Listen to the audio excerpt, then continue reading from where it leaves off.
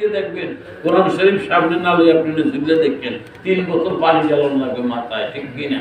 কিন্তু কোরআন শরীফের পরে আর ডলে তোরা এত ডুলো কামে কামনা ডুলি না আমাদের ঢুলায়, আমরা ডলি না আমাদের কি করে ডুলায়।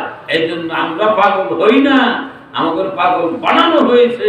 নাই আমরাও সুবিধা বুঝি, সুবিধা আমরা গ্রহণ করি না। কেন করি না? মরতে একদিন হবে, সেদিন আল্লাহ আদালতে দাঁড়াই বলবো আল্লাহ জীবন জৈবন সমস্ত কিছু আপন পীরের কদমে বিলাইয়া দিয়া পীরের হুকুম মাথায় নিয়ে যাকে পার্টি করছি, অন্য কোন দলের চামচামি গোলামি আমরা করি না।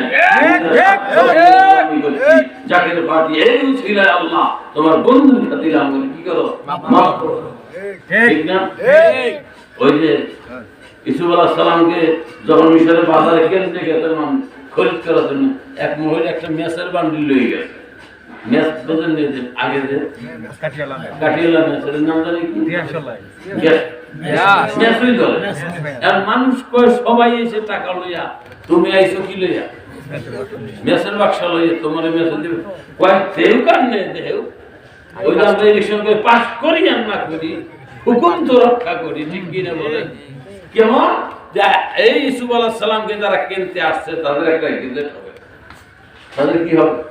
ওই গেজেটে কে ম্যাচ লইয়া এদিকে টাকা লইয়েছে এটা উল্লেখ হবে না, উল্লেখ হবে ইউসুফকে কেনার জন্য, খরিদ করার জন্য ভালোবেসে কারা কারা আসছে তাদের আজকে একটা গেজেট করো, দেখি গেজেটে আমাদের নাম, আমার নামটা যাতে উঠে উঠাবার জন্য আমি আইসে লাইনে দাঁড়াইছি।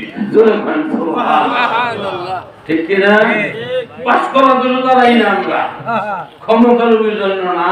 এই একটা গেজেট হয়, গেজেটে যাতে আমাদের নাম থাকে আসলে আমরা পীরের হুকুম পালন করছি, ঠিক কিনা বলে? সামনে মহাপবিত্র বিশ্ব, আজকে অতিথি আছে কেউ? হ্যাঁ, যারা আছে তারা পবিত্র জবান দিয়া অবশ্যই দাওয়াতটা দিয়ে দিলেন। সকলেই দাঁড়াই নবীজিকে সালাম দানে নবী